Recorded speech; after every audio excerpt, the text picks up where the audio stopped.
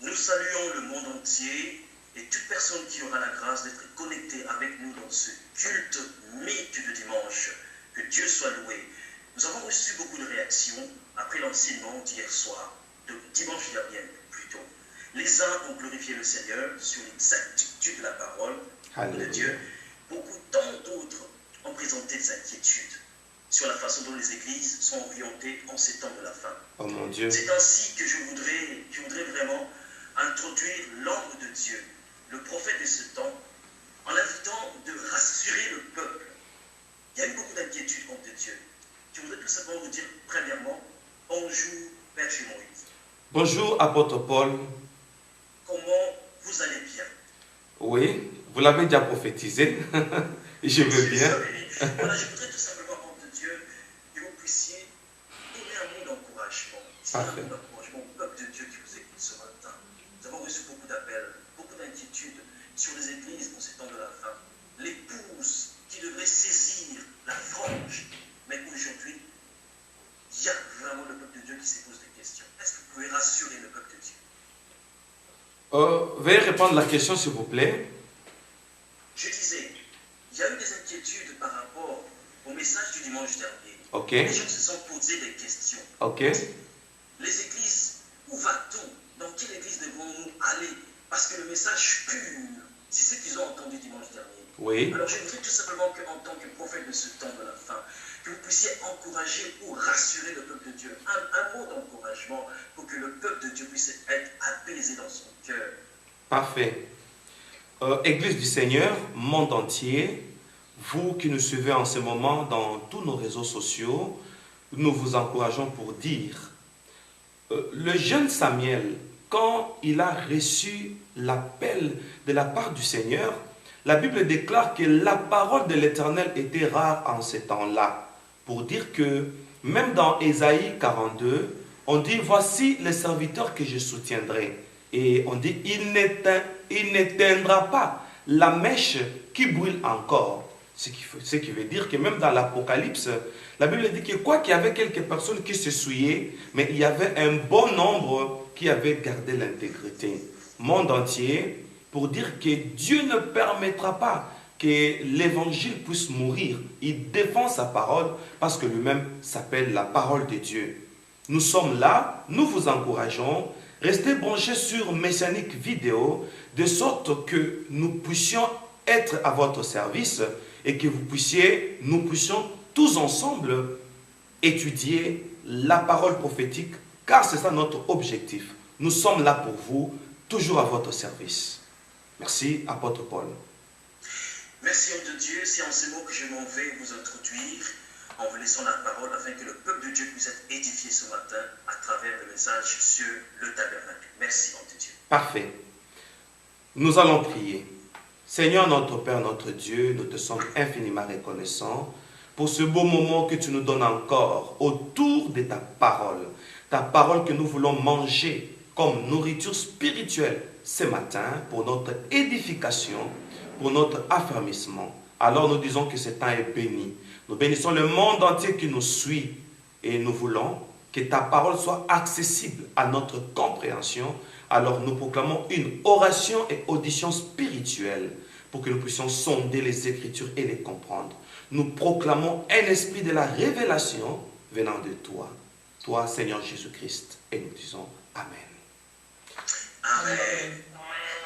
Je commence par saluer tous les bien-aimés qui sont en direct dans les 4 coins de la terre, qui sont en direct, et je voudrais donner la parole rapidement, juste vous donner votre nom, votre pays et une salutation pour le monde entier qui nous suit. Et il s'agit de Messianic International Church.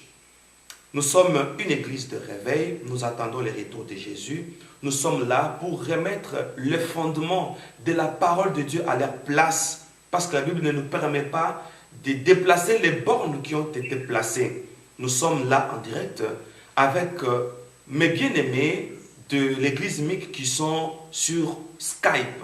Et je libère la parole en vrac, vous donnez votre nom, votre pays, pour faire voir au monde que nous sommes tous connectés et ceux qui peuvent aussi se connecter comme le bien-aimé qui sont en ligne avec le berger Moïse. Voilà le deuxième numéro qui est au bas de vos écrans. C'est le numéro de l'apôtre Paul de l'Irlande qui pourra vous inscrire aussi sur notre compte Skype. Voilà, nous laissons la parole juste de la présentation, le nom, le pays, à tous les bien-aimés qui sont en ligne avec moi. Merci, je voudrais tout simplement que on commence par la sœur Esther. Merci. Shalom, bien-aimé. Shalom. Shalom. Oui, je bénis le Seigneur pour cette grâce qui nous fait d'être parmi les adorateurs et avoir le souffle de vie. Je réponds au nom d'Esther Muyombo. J'habite Irlande dans la ville de Cork. Que le Seigneur nous bénisse tous. Gloire à Dieu. Merci, maman Esther. Maman Epiphanie. Shalom, mes bien-aimés. Je Shalom. bénis le Seigneur pour ce moment et je m'appelle la sœur Epiphanie. Je suis du 228 le Togo. Voilà, merci le Seigneur. Gloire à Dieu. Merci beaucoup. Maman Sylvie. Shalom, peuple de Dieu, moi c'est la sœur Sylvie. Je suis en Allemagne, plus précisément à Cologne. Je vous salue au nom de Jésus. Amen. Merci. Mon frère Francis. Frère Francis, je suis en France, précisément à Lyon. Je vous salue au nom de Jésus-Christ. Salut, bien-aimé Francis. Thank you. Maman Hélène. Shalom, bien-aimé. Moi, c'est Maman Hélène Dynamique. Je suis en France, précisément, de France, Bondy. Je vous salue au nom de Jésus-Christ. Amen. Dieu soit loué. Mon frère élu de Jésus.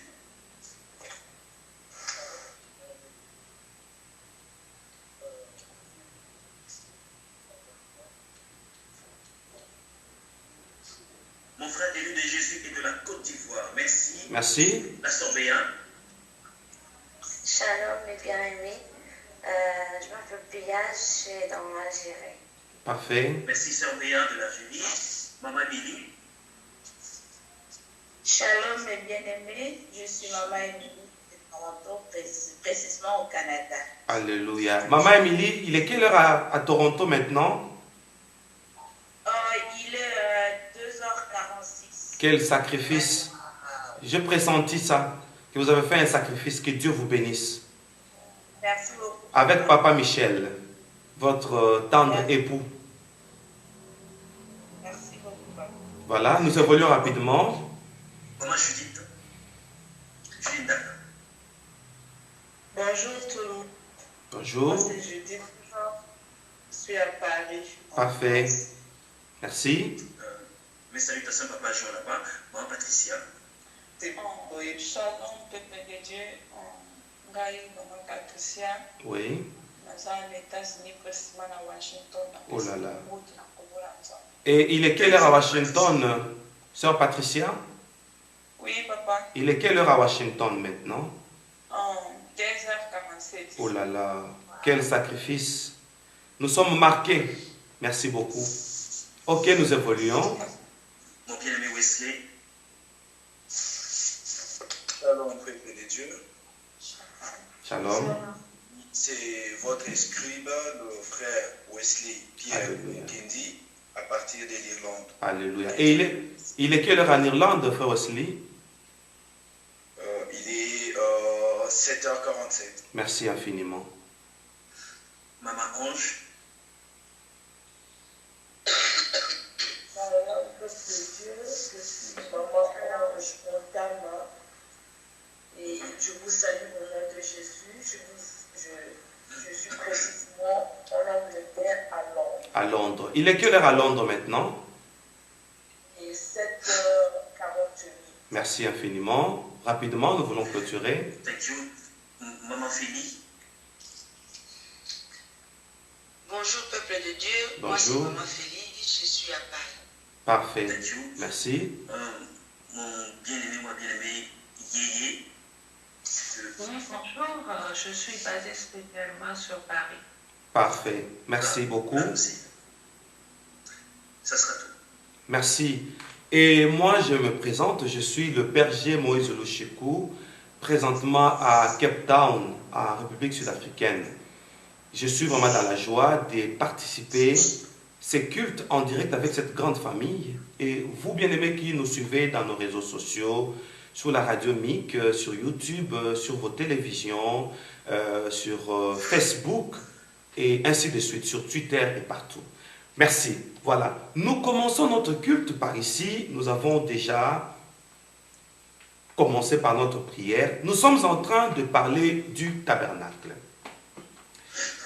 Le tabernacle et ses mystères, ou le tabernacle et ses réalités cachées. À titre de rappel, nous avons parlé de l'introduction, nous avons parlé de beaucoup de choses sur le tabernacle, c'est sur YouTube. Pour vous qui nous suivez seulement aujourd'hui, vous entrez dans YouTube, vous écrivez Messianique vidéo. Vous allez voir la toute première fenêtre où il y a ma photo et vous entrez là, vous allez voir tous nos cultes messianiques. Notre deuxième partie, nous avons parlé de la frange du sacrificateur. Et là, nous sommes déjà dans notre phase où nous parlons de l'aspect extérieur du tabernacle. Nous avons parlé de ça le dimanche passé et aujourd'hui. Nous allons parler de l'aspect extérieur du tabernacle toujours, mais notre troisième partie de ce documentaire est intitulée « La porte du tabernacle ». À l'introduction, nous avons dit que la porte du tabernacle regarde l'Orient et Dieu a dit à Moïse de veiller sur ses instructions, qu'il devait répondre scrupuleusement d'après l'ordre du Seigneur. Bien-aimés, le culte aujourd'hui ne sera pas très long parce que quand c'est plus d'une heure, ceux qui sont sur YouTube ont la difficulté de suivre ça et d'envoyer ça aussi sur YouTube. Ainsi, sans plus tarder, nous commençons notre culte par ici. Une réflexion, que Dieu nous ouvre l'intelligence et les yeux spirituels.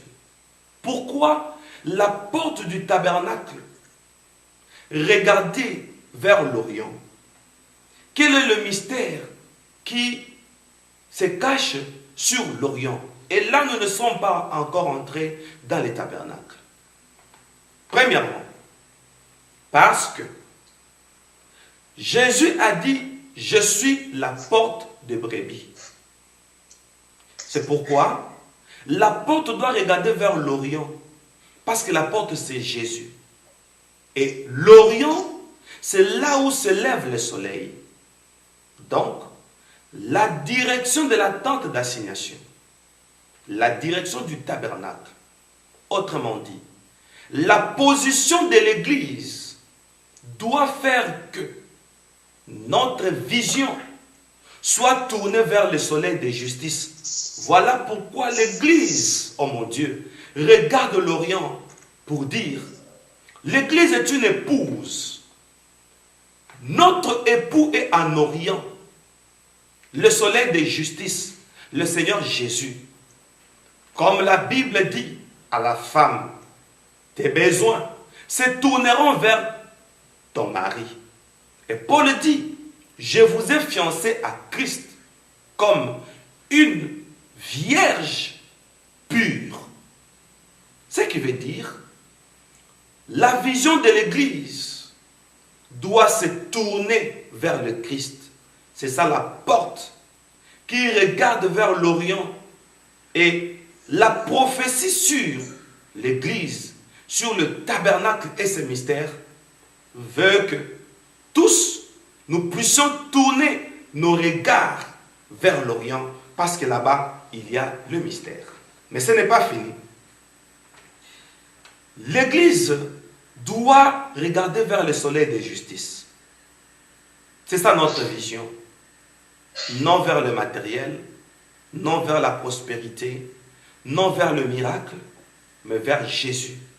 Voilà pourquoi Dieu ordonne à Moïse de tourner l'entrée de la tente d'assignation vers l'Orient.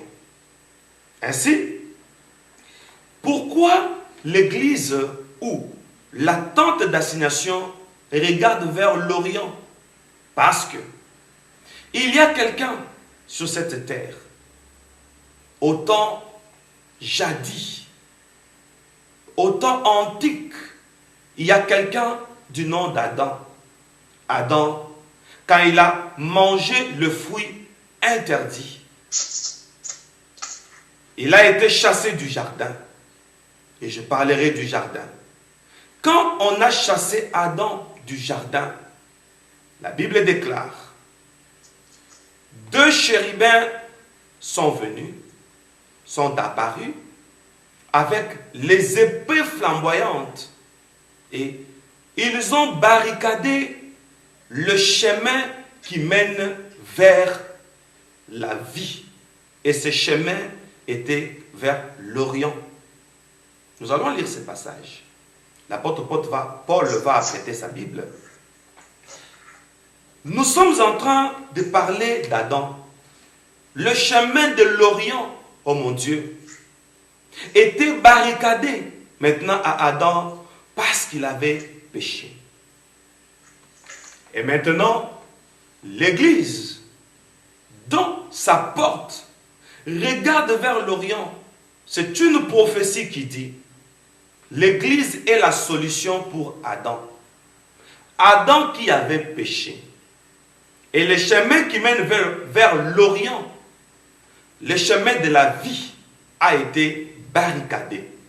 Et si nous, Église, nous sommes là, c'est pour recevoir les pécheurs, ceux-là qui se sont séparés avec leur Dieu, notre Dieu, le Seigneur Jésus-Christ. C'est ça la mission de l'Église. La porte qui était fermée à Adam, oh mon Dieu, cette porte s'ouvre par l'Église. C'est ça le rôle de l'Église. Est-ce que nous pouvons acclamer la parole du Seigneur? Oh mon Dieu. Donc, notre rôle en tant qu'Église est que ceux-là qui s'étaient éloignés de Dieu puissent revenir à Dieu. Quand on a barricadé ces chemins qui mènent vers la vie du côté de l'Orient, et c'est là que la vision de l'Église a commencé dans la pensée de Dieu, qui est une Église. Cette Église qui aura une porte vers l'Orient pour attendre maintenant Adam qui a été chassé du jardin. Nous sommes en train de parler de l'Orient. Nous lisons la Bible dans Genèse chapitre 2 avec l'apôtre Paul en Irlande, le verset 8. Et je demande l'attention du monde entier. Genèse 2, 8. Lisons la Bible. Nous lisons la parole de Dieu. Puis l'Éternel planta un jardin d'Éden, en Éden, du côté de l'Orient, et il y mit l'homme qu'il avait formé. Alléluia. Oh mon Dieu, ça c'est la parole de notre Père. L'Éternel Dieu a planté un jardin du côté de l'Orient et il y plaça l'homme qu'il avait formé. Vers l'Orient, Adam est là. Mais la Bible dit, quand Adam a péché, il fut chassé du jardin. C'est-à-dire, Adam a quitté l'Orient. Vers le soir, Dieu circulait dans les jardins. Nous sommes en train de comprendre la prophétie du retour de Jésus vers le soir. Paul dit, la nuit est avancée. Dans Apocalypse, Jésus dit, voici, je me tiens à la porte et je frappe. Si quelqu'un entend ma voix et ouvre la porte, j'entrerai chez lui et je souperai avec lui. Le souper, c'est pas le soir. Et Paul dit, la nuit est avancée. Pour dire, nous sommes déjà au temps du soir. Et Dieu ramène ce qui est passé.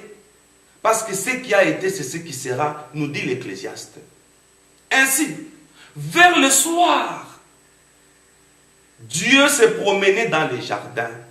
Attention, vers le soir, soyons dans les jardins, le jardin qui est en Orient. Et la porte de l'église, de la tente d'assignation, se dirige vers l'Orient pour dire, au temps de la fin, Dieu descendra dans l'église. C'est ça les jardins. Parce que c'est vers l'Orient pour dire, Adam, où es-tu? Et nous posons la question à l'église du monde entier, le corps du Christ, l'église universelle. Dieu te pose la question, est-ce que tu es à l'Orient? Église, où es-tu? C'est la parole prophétique pour le temps de la fin. Au temps du soir, vers l'Orient, Dieu cherchera l'homme. Et l'Orient, c'est là où se lève le soleil. Et Dieu pose une question prophétique à l'église actuelle. Église, es-tu à l'Orient? À l'Orient, c'est là où il y a le soleil. Pour dire, Église, es-tu toujours en Jésus? Est-ce que Jésus t'éclaire?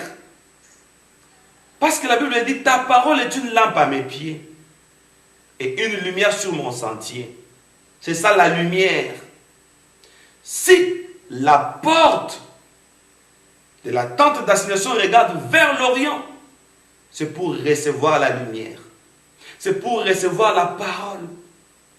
Et Jésus, vers le soir, viendra chercher Adam. Si Adam est dans la parole. C'est ça l'Orient. C'est ça le jardin d'Éden. Dieu pose la question. Église, tu es où? Pour tous ceux-là qui ont quitté la vision de la lumière, qui est le soleil de la justice, et l'Église est devenue comme un centre d'intérêt. Regardons une prophétie biblique dans Genèse, chapitre 11, le verset 1er jusqu'au 8e. Et là, Genèse 11, Genèse chapitre 11, verset 1er jusqu'au 8e. Nous allons voir quelle est la conséquence, comme Adam, qui quitte l'Orient à cause du péché. Est-ce que l'Église regarde vers l'Orient? Est-ce que l'Église regarde vers le pot? Si nous quittons l'Orient, je prends aussi ma Bible, nous allons lire avec l'apôtre dans Genèse, chapitre 11. Nous commençons au premier verset, nous allons jusqu'au verset 8e. Nous lisons la parole de Dieu. Toute Amen. la terre avec une seule langue et les mêmes mots. Comme ils étaient partis de l'Orient, ils trouvèrent une plaine au pays de Shinéar. Et ils habitèrent. Attendez, nous gardons la page. Bien-aimés dans le Seigneur, Église du Seigneur. Ici, toute la terre avait une seule langue. C'est-à-dire la même façon de parler, le même mot. Ils étaient ensemble. Mais dommage, une idée s'est engendrée en eux. Ils partirent de l'Orient. Ils sont allés dans une plaine au pays de Shinéar. Attention, avec le manteau de Shinéar, les lecteurs de la Bible connaissent la prophétie sur le manteau de Shinéar. Un pays qui a été voué par interdit, maudit, disons. Maintenant, ils sont allés dans un pays. Quoique c'était dans une plaine, la Bible déclare, ils partirent de l'Orient. Ils ont quitté l'Orient. Attention, quand on quitte l'Orient, quand on habite hors l'Orient, quoique c'est une plaine, mais c'est loin du Seigneur. C'est loin du soleil pour dire, il n'y a pas de paix sans le prince de la paix. Ces gens, quoiqu'ils étaient dans une plaine, ils ont commencé le projet, mais ils ont quitté l'Orient. Ils sont partis de l'Orient, oh mon Dieu. Apôtre Paul, nous sommes au verset 3. Verset 3. Ils se dirent l'un à l'autre, allons, faisons des briques et cuissons-les au feu. Et la brique leur servit de pierre, et le bitume leur servit de ciment. Ils dirent encore, verset 4, allons, bâtissons-nous une ville et une tour dont le sommet touche au ciel, et faisons-nous un nom, afin que nous ne soyons pas dispersés sur la face de toute la terre. Verset 5. L'Éternel descendit pour voir la ville et la tour qui bâtissaient les fils des hommes. Verset 6. L'Éternel dit, voici, ils forment un seul peuple et ont tous une même langue. Et c'est là ce qu'ils ont entrepris. Maintenant, rien ne les empêcherait de faire tout ce qu'ils auraient projeté. Verset 7. Allons, descendons, et là, confondons leur langage plutôt, afin qu'ils n'entendent plus la langue les uns les autres. Et l'Éternel dispersa loin de là sur la face de la terre, et ils cessèrent de bâtir la ville. Alléluia. Nous acclamons la parole du Seigneur. Alléluia. Ça, c'est la construction de la tour de Babel. Tout ce qui est bâti loin de l'Orient n'a pas d'avenir. Toute église qui ne tourne pas les regards vers l'Orient, qui est le soleil de justice, cette église est dans la confusion. C'est pourquoi Dieu a dit, allons, empêchons-les à bâtir. Il voulait faire une tour pour toucher le ciel, image de l'élévation. On ne peut jamais être élevé au-delà du Seigneur Jésus qui a été souverainement élevé. Yes. Alors, bien-aimés dans le Seigneur, Dieu les a dispersés et le langage a changé. Chacun parlait sa propre langue. Aujourd'hui, nous allons répondre à une question que nous nous sommes posées depuis des années. Pourquoi chaque église a son message? Nombre d'églises, nombre de tendances, nombre de visions. Ça montre que les églises n'ont pas tourné les regards vers l'Orient. Ils sont allés dans une plaine et Dieu les a dispersés. Pourquoi? Pour avoir quitté le soleil de justice qui est Jésus. Voilà pourquoi aujourd'hui, plusieurs églises ont plusieurs prédications, ont plusieurs doctrines, voulais-je dire, nombre d'églises, nombre de doctrines. C'est un message d'alerte qui montre que l'église actuelle ne regarde plus le Seigneur avec un regard de foi. L'église actuelle n'a plus le Seigneur Jésus comme base, comme dénominateur commun. C'est ça l'interprétation de plusieurs langages, plusieurs messages. C'est très dangereux. Et toute église qui est loin de la vision vers l'Orient, vers le soleil de justice, faisons très attention. Vous savez, si en Orient, c'est là où se lève le soleil de justice, une prophétie dit, je vois, mais non de près, mais de loin, un astre sort de Juda, et là, on voit le soleil de justice se lever. Mais attention, c'est aussi une prophétie de la lumière. La Bible dit, lorsque vous verrez l'éclair partir de l'Orient vers l'Occident, ainsi sera l'avènement du Fils de l'homme. C'est aussi une prophétie qui dit, lorsque vous verrez la parole de Dieu s'élever, et cette parole de Dieu faire la course au fil du temps, et vers la fin du temps, la lumière qui commence à s'obscurcir, La parole de Dieu n'est plus prêchée. Ça, c'est la lumière, le clair qui va maintenant vers l'Occident. Ça, c'est la parole de Dieu qui commence à se coucher. Ça, c'est la lumière prophétique qui commence à s'éteindre. Attention, l'homme de Jésus est en train de venir. Et nous qui avons l'occasion de remettre l'Église à sa position vers l'Orient, profitons-en. Car ceci est un combat. Le combat contre la parole de Dieu. Le combat contre la lumière.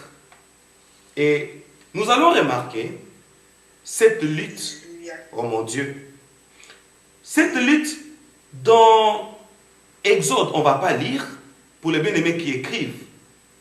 Exode chapitre 7 et Exode chapitre 8.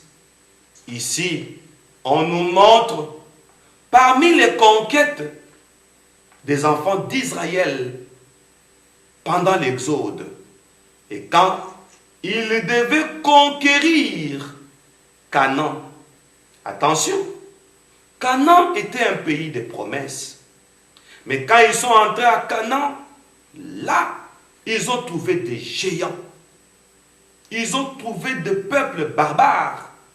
Et les conquêtes devaient commencer. Il y a eu plusieurs conquêtes.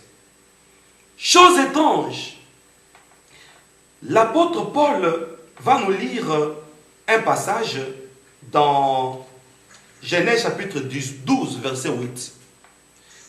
Pendant que l'apôtre Paul cherche Genèse 12, 8, nous sommes en train de dire ceci.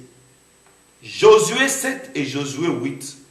Je demande aux bien-aimés, vous qui êtes en ligne avec le berger, et tous les bien-aimés, vous qui nous suivez, qui peut se rappeler d'une ville où Israël s'est battu comme pas auparavant? Qui peut avoir une idée?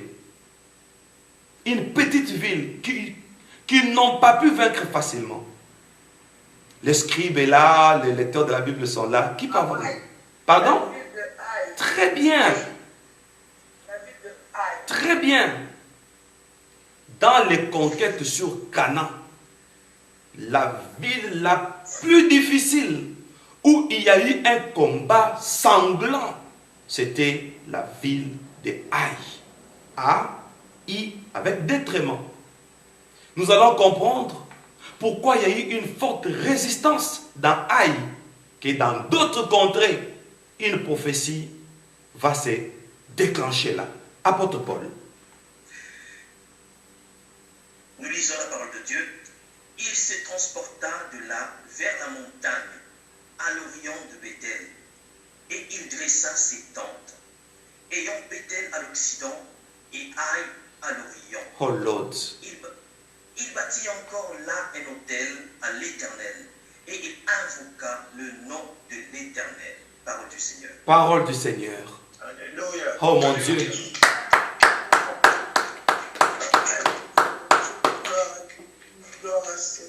Nous sommes en train de déceler pour comprendre pourquoi, quand il s'agit de Haï, ça devient un problème. Parce que Haï est en Orient. La ville de l'Orient, c'est ça la vision de l'Église. Tourner nos regards vers l'Orient. Le combat ne sera pas habituel. Je suis en train de prophétiser pour l'Église le combat d'arracher l'Orient pour l'Église, afin que les mages qui y sont quittent l'Orient et viennent. Alléluia, sois béni, papa. Là où il y a la tente d'assignation. Parce qu'en Orient, il y a les mages. L'Orient est combattu. Nous sommes en train de prophétiser sur l'Orient. Je m'adresse au monde entier qui nous suit. Là où il y a l'Orient, c'est là où il y a beaucoup de combats. Pourquoi? Jésus-Christ est né. Et voici, les mages sont venus de l'Orient. Ils ont dit, où est le roi des Juifs qui vient de naître? Car nous avons vu son étoile Qui peut m'ajouter depuis? L'Orient. Très bien. Et nous sommes venus pour l'adorer. Ça, c'est l'accomplissement de la prophétie de Daniel. Daniel dit à ceux qui enseigneront la justice. Et là, nous sommes dans le livre de Daniel, chapitre 12. À ceux qui enseigneront la justice. Ils brilleront comme les étoiles. Apôtre Paul, nous sommes dans Daniel, chapitre 12, verset 6. On doit lire ce passage, c'est très important. Parce qu'une prophétie est dedans.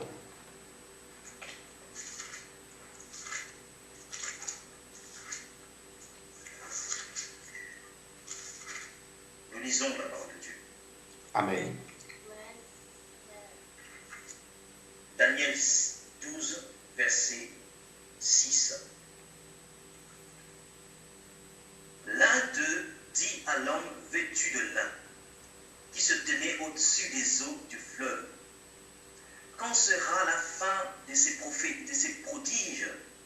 Et j'entendis... Excusez-moi, c'est une erreur. Daniel 12, nous prenons le verset 3. Excusez-moi, c'est une erreur. Verset 3.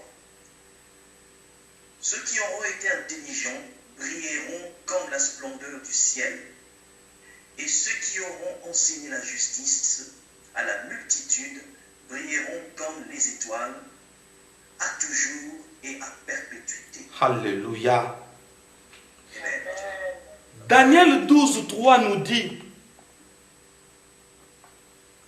Daniel 12, 3 remplace la prophétie des enseignants de la justice par les étoiles.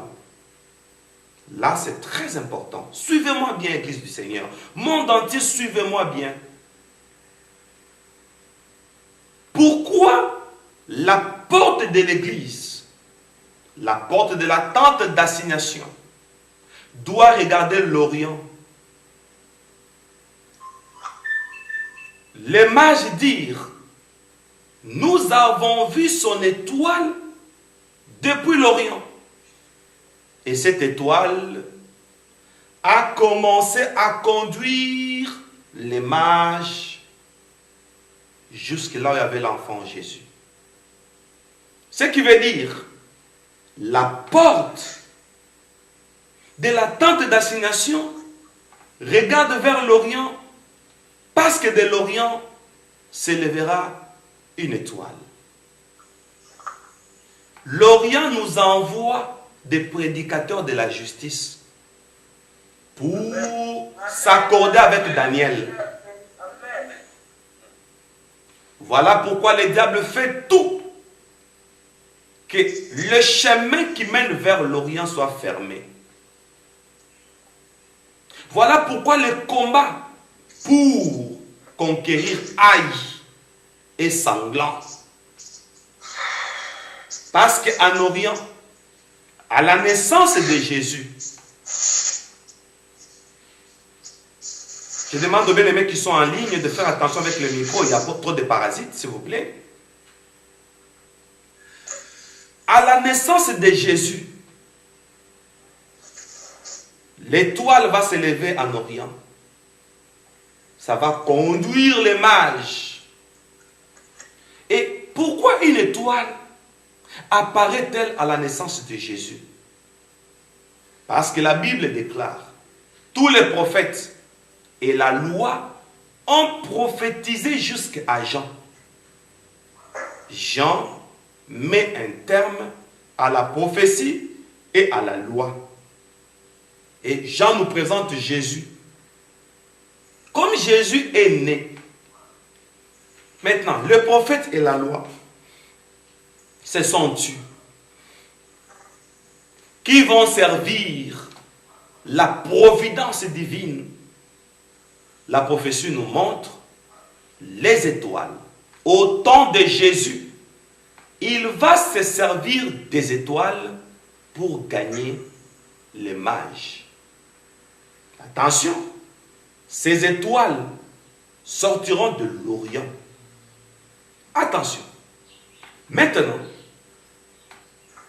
quand les mages sont venus vers Jésus, qui les a appelés? Une étoile.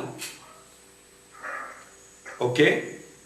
Nous ouvrons notre porte de l'église vers l'Orient pour que les mages viennent. Et ces mages seront conduits par l'étoile. Et l'étoile symbolise le ministère de la justice.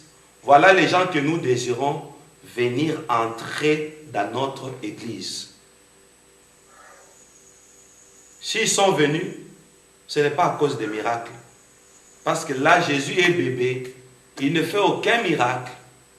Mais s'ils sont venus, c'est à cause de l'étoile. Est-ce que l'église peut entrer dans cette prophétie pour dire les gens qui peuvent venir dans nos églises, c'est à cause de la justice que nous avons brandi. Avant de continuer, il y a trop de parasites. Je ne sais pas si c'est le micro de qui.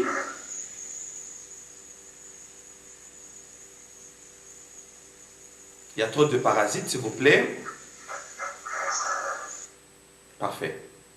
Alors,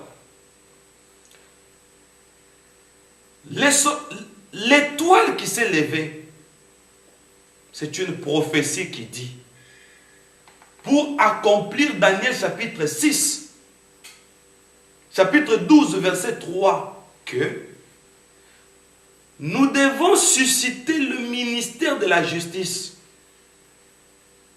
C'est ce ministère-là qui doit gagner les mages. Ils sont venus vers Jésus. Voilà pourquoi la porte de l'église doit regarder l'Orient pour dire, nous avons besoin des mages. Ce sont les païens qui viennent à l'église, pas pour un miracle, mais ils viennent à l'église pour avoir vu l'étoile. L'étoile qui symbolise la justice. Parlons un peu de la prospérité. Oh. Aujourd'hui, nous allons conclure avec cette histoire de la prospérité. Pourquoi? Les mages qui viennent de l'Orient, on ouvre la porte, qui regarde l'Orient aussi. On attend les mages. Les mages qui viennent de l'Orient, je pose la question, qu'est-ce qu'ils avaient en main? De l'or, de l'encens et la myrrhe. Merci. L'encens, l'or et la myrrhe. C'était des richesses dans l'Antiquité. Maintenant, regardons les païens. Ce sont eux qui apportent l'or. Mais aujourd'hui, les gens viennent à l'église pour chercher de l'or. Or, ce sont eux qui doivent nous amener l'or à l'église.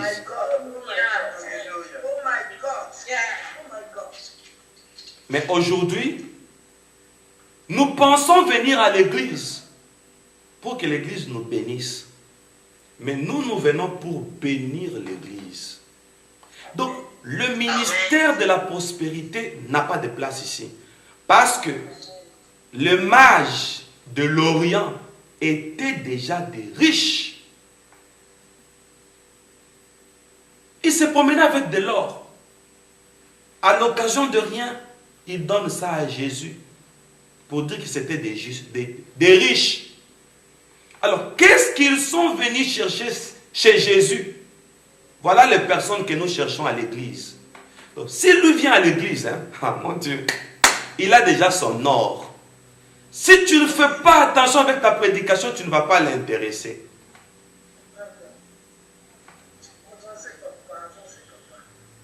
Alléluia. Tu ne vas pas l'intéresser. Il est prospère déjà. S'il est venu, il dit, où est le roi des Juifs qui vient de naître? Car nous avons vu son étoile. Il cherche Jésus. Voilà les comportements des orientaux. Ils cherchent Jésus, pas pour l'or parce qu'ils en ont. Ils cherchent Jésus pour l'étoile. Ils ont besoin de l'étoile de Jésus. Ils ont besoin d'un royaume. Où est le roi des Juifs qui vient de naître? Voilà pourquoi la porte de la tente d'assignation doit regarder l'Orient. Parce que l'Orient nous envoie des vrais fidèles qui n'ont pas besoin de la prospérité. Ils sont déjà prospères. Je suis en train de dire à quelqu'un, tel que tu es là, tu es fils et fille du roi des rois. Tu as déjà été béni. Parce que ton Créateur a tout fait pour un but. Dieu a tout fait pour un but. Dieu ne t'a pas créé pour souffrir. Le fait que Dieu a tout créé. Mais quand il s'agit de l'homme, il pense, il dit, faisons l'homme à notre image. Attention. Pour le reste, Dieu disait que telle chose soit, que telle chose soit. Et cela fut ainsi. Quant à l'homme, Dieu dit de faire. Il veut façonner. Dieu se sert de la terre. Attention. Il fabrique un homme, une statue, et il souffle dans ses narines. Ça devient un être vivant. Regarde qui tu es. Le produit de la terre. Avant même de souffler dans l'homme, déjà cette terre-là, c'était une matière première. Avant même le souffle, c'était déjà une richesse. Amen. La terre dans laquelle il y avait déjà les diamants, l'or, le cuivre, le coltan, le manganèse, toutes les richesses possibles, l'homme créé, c'était déjà un homme complet, riche. Donc, la statue là était d'une dérivée, d'une matière riche. Oh mon Dieu, attention. Et maintenant, Dieu souffle pour dire, si je te donne mon esprit, déjà quand il s'agit du matériel, tu as été déjà riche. Maintenant, n'exploite pas ton esprit pour te rabaisser au niveau du matériel. Amen. Exploite maintenant ton esprit pour le royaume des cieux, pour une richesse céleste et spirituelle, parce que tu es déjà riche de par ta création. À partir du jour où tu fus créé, tu es déjà prospère. Alors, pour dire, n'égalisons pas la prospérité et la spiritualité. Voilà pourquoi Dieu a fait ça deux. Un homme déjà riche, et maintenant il prend l'esprit, il souffle dans l'homme. Deux choses différentes. La matière et le spirituel.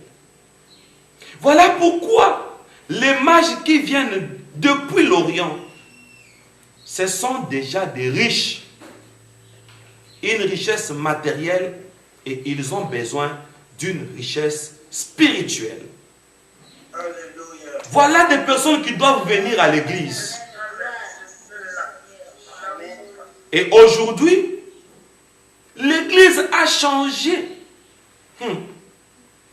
Quand on vient à l'église, on nous montre que nous sommes pauvres, nous sommes dépourvus, nous avons des liens de famille, nous devons entrer en profondeur, chercher la prospérité. Et Jésus vient et dit, cherchez premièrement le royaume des cieux. Et le reste vous sera donné par-dessus. Je voudrais conclure pour dire la qualité de fidèles que nous devons recevoir à l'église. La porte qui s'ouvre vers l'Orient, recevons des fidèles, pas des fidèles quémandeurs. Dieu, donne-moi, Dieu, j'ai besoin du mariage, j'ai besoin de l'or. Non, recevons des mages. Ils viennent à l'église pas pour des besoins temporaires. Ils viennent à l'église pour chercher le roi des Juifs qui vient de naître. Nous allons lire notre dernier passage.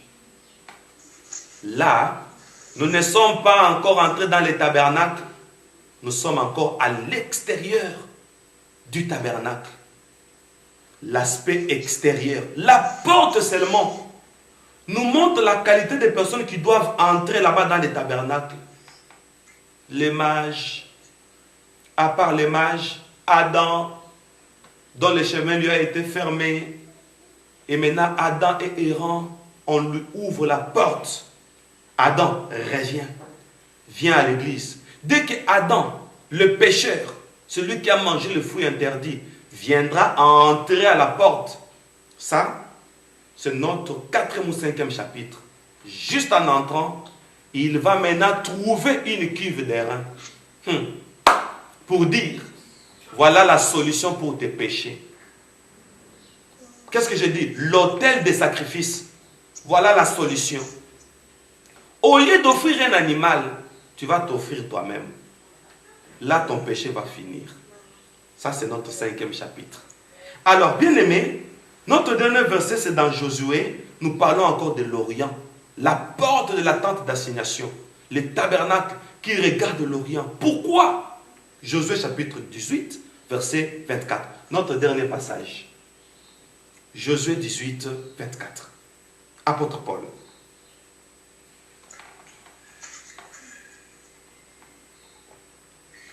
Alors, nous lisons Josué 18, 24. Yes.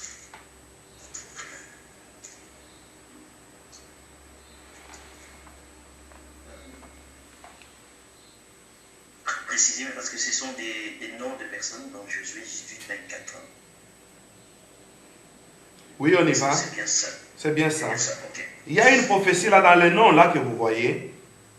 Une prophétie se cache. Ok. Donc, verset 24.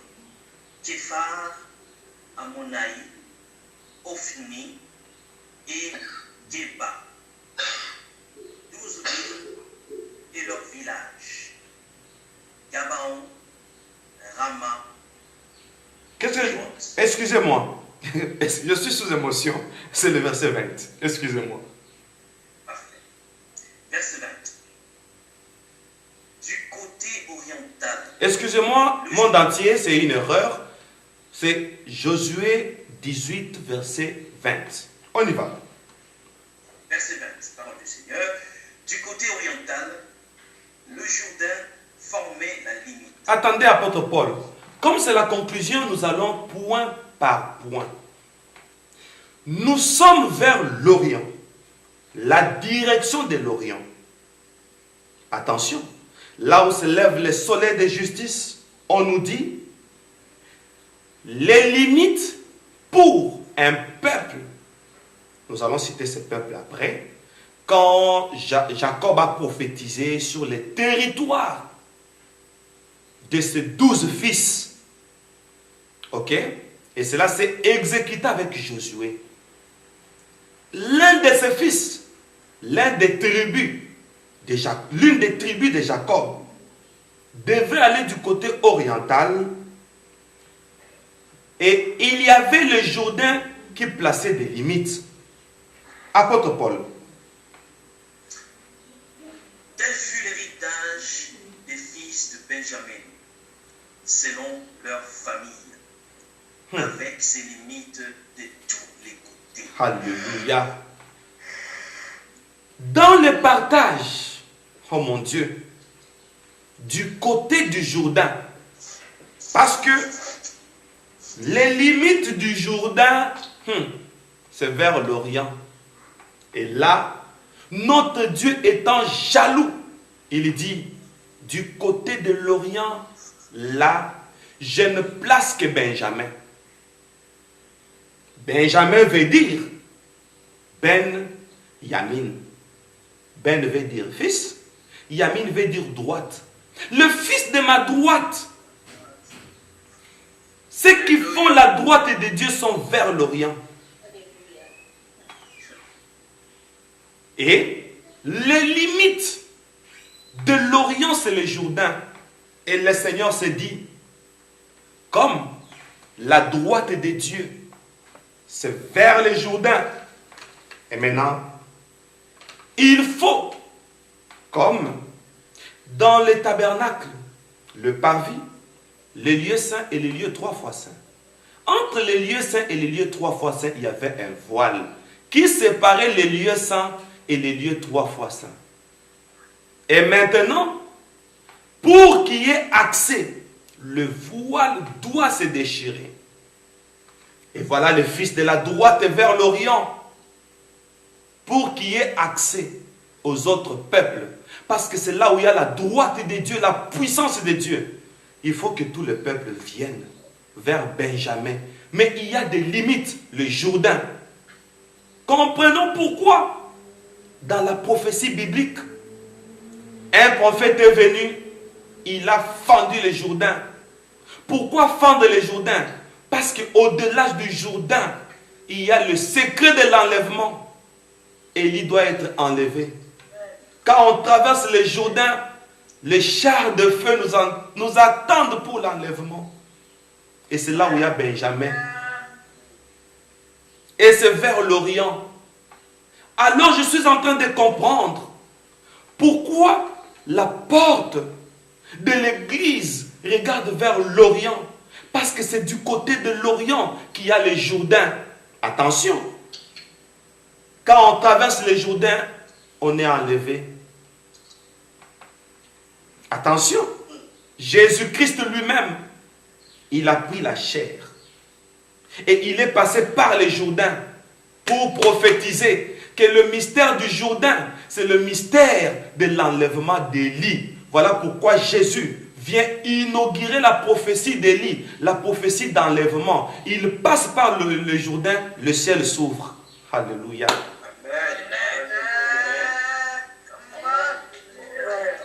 Le ciel s'ouvre.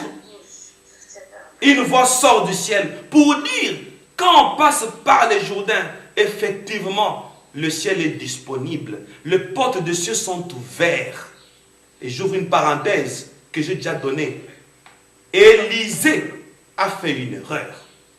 Le fait qu'il avait traversé les Jourdains, il devait aussi être enlevé. Mais pourquoi il n'était pas enlevé? Parce qu'il n'avait pas de manteau. Et pendant qu'Élie montait, il lui dit, ce manteau ne me sert plus à rien parce que je monte déjà. Je donne à mon successeur. Le manteau tombe. Il prend le manteau. Au lieu d'invoquer le Dieu d'Élie, il fend les Jourdains et il rentre.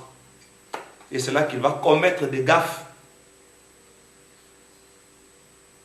Oh mon Dieu. Il ne devait pas rentrer, il devait invoquer le Dieu d'Élie. Avec le manteau là, il serait aussi enlevé. C'est une parenthèse. C'est pourquoi quand il sortait, les enfants lui ont dit, monte, vieux chauve, monte. C'était le fils des prophètes. Lui a invoqué les ours. Les enfants du prophète lui disaient, les manteaux que tu as, les Jourdains que tu as traversés, tu es digne de monter. Il n'a pas discerné. Alors rentrons, nous fermons la parenthèse. Ma grande famille chrétienne, notre dernier passage est en train de nous prophétiser dans Josué 18, 20 que nous venons de lire. Pourquoi on a placé les limites du Jourdain vers l'Orient? Parce que les gens qui viennent de l'Orient doivent traverser le Jourdain. Donc, ils sont prêts pour l'enlèvement. Alors, la salle d'attente de l'enlèvement, c'est l'église. Voilà l'objectif de l'église. Voilà pourquoi la porte de l'église regarde le Jourdain. Pour aujourd'hui, nous nous limitons là. Nous allons nous retrouver le dimanche prochain avec notre 4e partie sur ce documentaire à propos du tabernacle. Que Dieu vous bénisse. Apôtre Paul, vous avez la parole.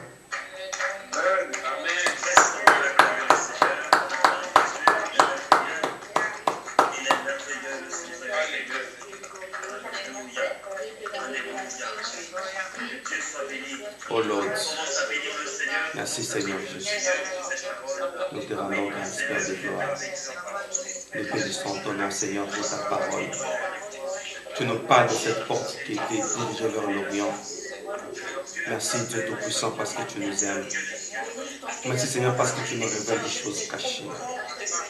Béni sois-tu Seigneur Dieu de gloire pour cet amour infini que tu as manifesté vis-à-vis de nous parce que tu nous révèles ta parole et tu nous révèles la vision de l'Église.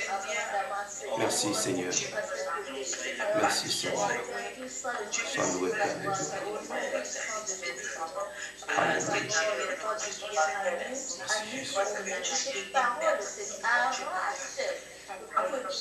Merci Jésus.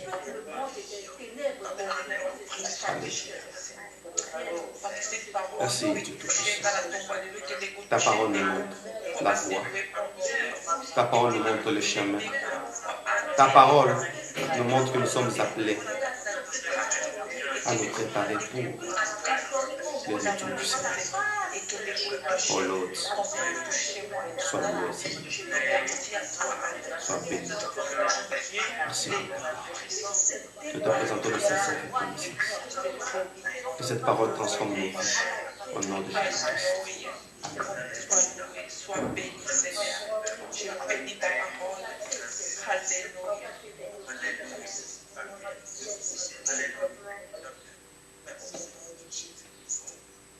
Merci de Dieu pour cette révélation. Merci pour cette parole profonde.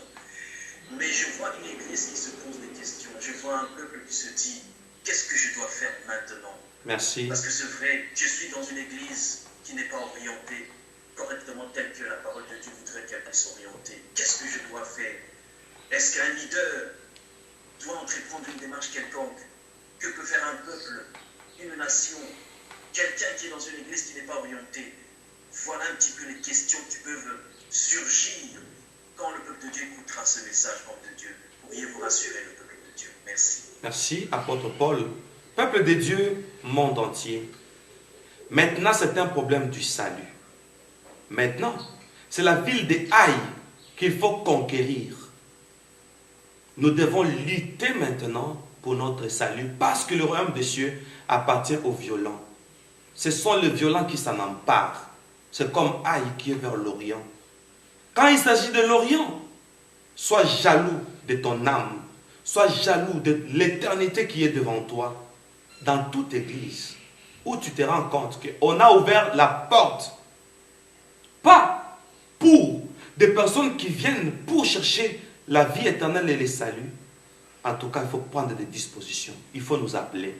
Nos deux numéros sont là. Le mien est celui de l'apôtre Paul. Moi, je suis à Cape Town et l'apôtre Paul est en Irlande. Vous pouvez nous appeler. Nous allons vous orienter. Comme au temps de Pierre. Quand Pierre a enseigné, les gens eurent le cœur vivement touchés. Ils ont demandé à Pierre, homme frère, que ferons-nous? Appelez-nous. Nous allons vous orienter. Si vous n'avez pas une bonne église, nous vous invitons à Messianic International Church. Nous sommes une église. Nous allons vous encadrer. Parce que c'est un problème du salut. Et là, il n'y a pas d'autre choix. Merci, apôtre Paul. Merci Père pour cette très bonne réponse. Je voudrais tout simplement dire à mon frère Francis de poser sa question d'une manière succincte. Merci. Bien-aimé, merci donc Shalom et Shalom Berger. Shalom frère Francis. Oui, donc tout simplement donc, pour savoir ceux qui sont construits la tour de Babel, ce sont les descendants d'Adam et Ève. Alors, ils se sont mariés, cousins, cousines, frères, sœurs. D'accord. Merci. Comme ça n'a pas trait à notre sujet, je voudrais présenter d'abord ici la tour de Babel comme un peuple qui a quitté l'Orient. Et pour avoir quitté l'Orient, et voici, ils sont dans la confusion. Et je préfère d'abord souligner ça parce que c'est ça notre point culminant pour dire, loin de Dieu, loin de l'Orient, tout ce qu'on peut bâtir comme tour, tout ce qu'on peut bâtir comme ministère, tout ce qu'on peut bâtir comme église, ça n'aura pas d'avenir et ça aura un langage confondu. C'est tout ce que je voudrais d'abord souligner. C'est notre point culminant. Et cette réponse, je la garde. C'est resté dans nos archives. Notre scribe, le frère Wesley de l'Irlande, vient de noter cette question. Voilà. Apôtre Paul. Merci, Berger. Merci, frère Francis. Thank you, Berger. Je voudrais demander à mon bien-aimé Wesley de l'Irlande de poser sa question. Shalom, Berger. Shalom, frère Wesley.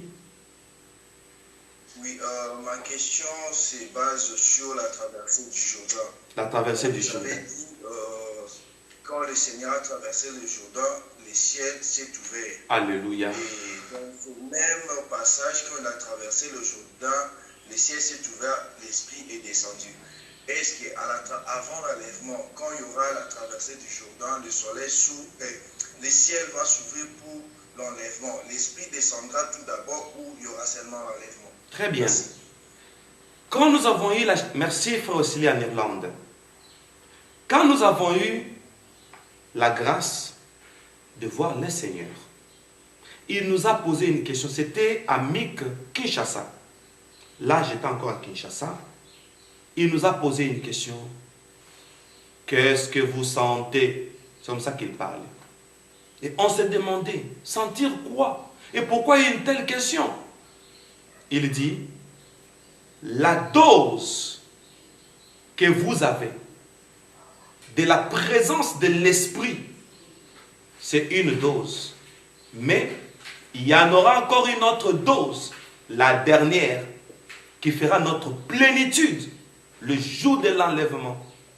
C'est-à-dire, nous sommes remplis de l'Esprit, mais le jour de l'enlèvement, il y aura une dose qui va faire un débordement. Oh mon Dieu! Nous serons débordés.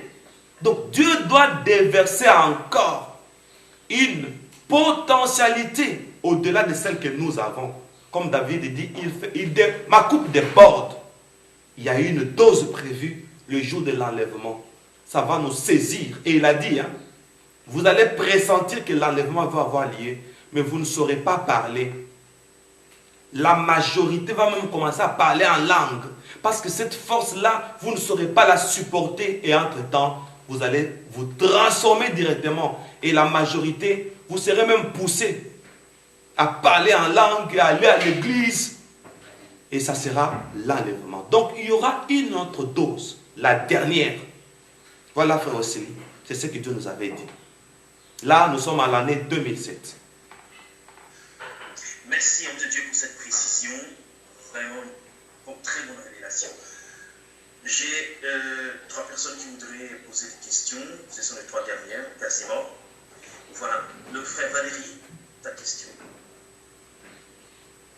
Oui, Berger, bonjour.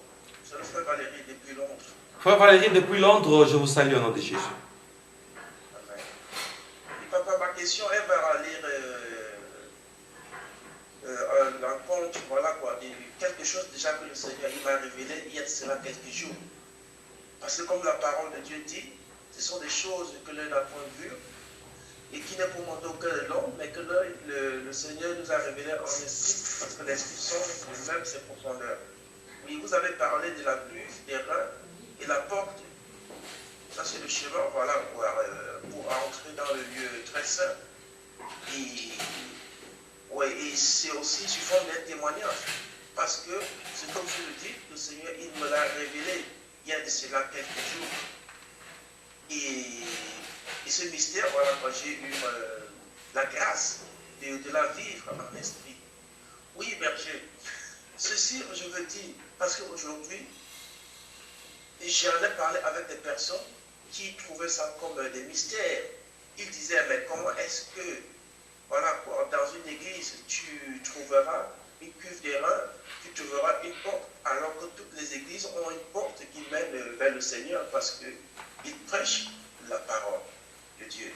Et je disais à ce frère, la parole, voilà quoi, que ces gens prêchent, il faut faire très attention parce que la parole est prêchée, mais il y a la parole et la parole. Donc ma question est ceci, Berger. Oui. Comment ces personnes-là pourront-elles connaître la parole qui nous enseigne la porte de Dieu. Et comment ces personnes pourraient-on savoir qu'ils sont en train d'entrer dans le lieu très saint? Ça, c'est la question, c'est d'un frère que j'apporte pour vous le poser, afin que quand il écoutera ce témoignage, il aura une réponse à sa question. Merci. Parfait. Cette question, c'est quand nous parlerons, je crois, au chapitre... Bon, maintenant, il y a l'introduction, la frange du sacrificateur, la porte du tabernacle. Je crois au chapitre 6. Donc, le bien-aimé pourra être patient. Comment savoir que nous sommes dans les lieux saints et autres par rapport à la parole qu'on nous prêche. Donc, ça, c'est tout un documentaire que nous sommes en train de préparer. Donc, le bien-aimé pourra patienter et on va entrer en profondeur. Il y aura déjà la réponse à cette belle question. Merci. Merci, homme de Dieu. Je voudrais passer la parole à Maman Sylvie qui voudrait dire un mot au sujet de ce culte.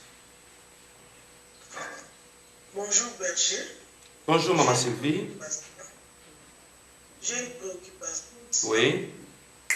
Je voulais savoir, c'est tellement compliqué et c'est profond. Maintenant, ceux qui n'ont pas écouté, nous avons la chance d'écouter. Voilà. Nous avons compris. Mais il y a des ceux qui sont déjà morts. Ils n'ont pas écouté comme nous écoutons. On leur a prêché, venez dans l'église, vous aurez les miracles, vous aurez ceci, le mariage, le voyage, tout là. Et ils ont crié à leur message et ils sont morts.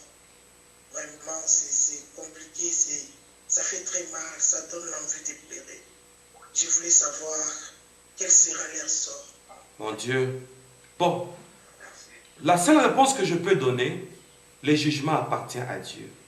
Pour nous les vivants d'abord. Et tous les bien-aimés, vous qui avez eu l'occasion, nous qui avons eu l'occasion d'écouter ces messages, prenons des dispositions d'abord pour les partager.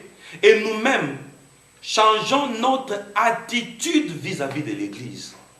Nous sommes à l'Église pour d'autres objectifs.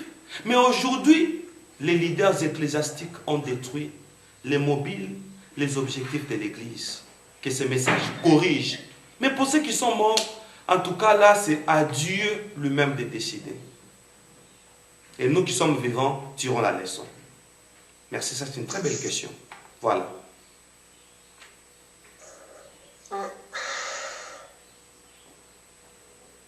Une question. Voilà. Oui. Je pense qu'on peut arrêter là. Pour le temps, pour l'élément qui doit être sur YouTube, il ne doit pas être trop lourd. Parfait. Donc, il pose tout simplement la question en disant, est-ce qu'un fidèle peut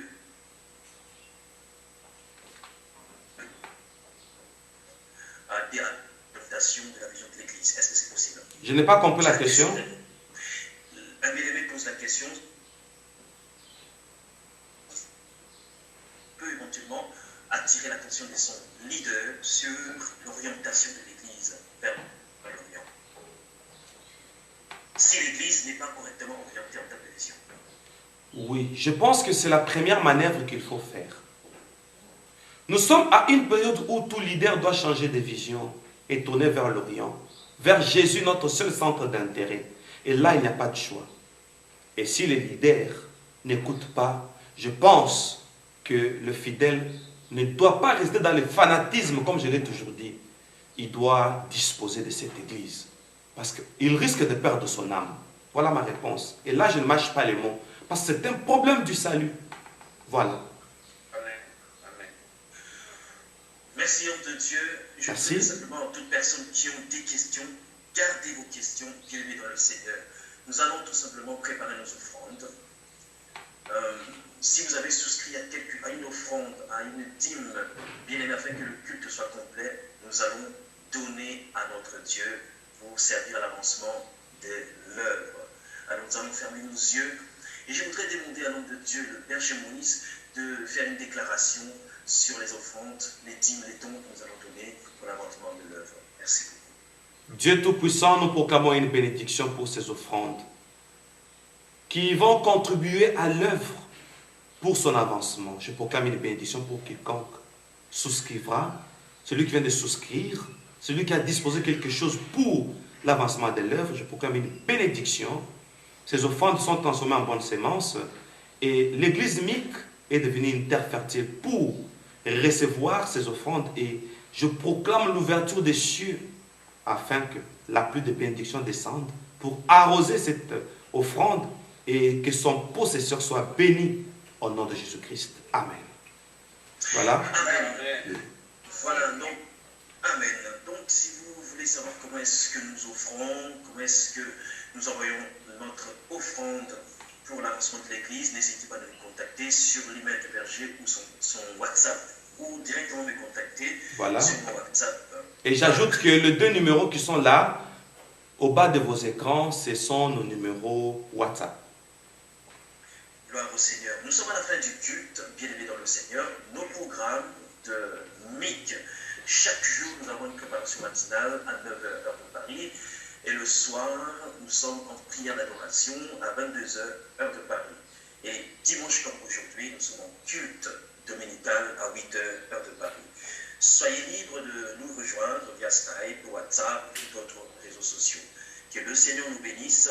Je voudrais tout simplement que le peuple de Dieu, là où il est, puisse acclamer le Seigneur pour ce merveilleux culte que nous avons passé. Alléluia. Je sois loué. Alléluia. Je demanderai au Père de déclarer une bénédiction pour clôturer ce culte dominical. Merci. Seigneur Jésus-Christ, nous clôturons ce culte avec toi, avec une pensée pour dire que ton Église est bénie par ces enseignements. Ceux qui ont participé sont bénis. Et nous prions pour cette semaine qui commence, que ce soit pour nous une semaine évangélique, afin que ces messages réveillent l'Église. Nous bénissons l'Église messianique, la technique et toute l'organisation au nom de Jésus-Christ. Amen. Amen. Voilà, merci beaucoup. Dieu Dieu soit loué, merci.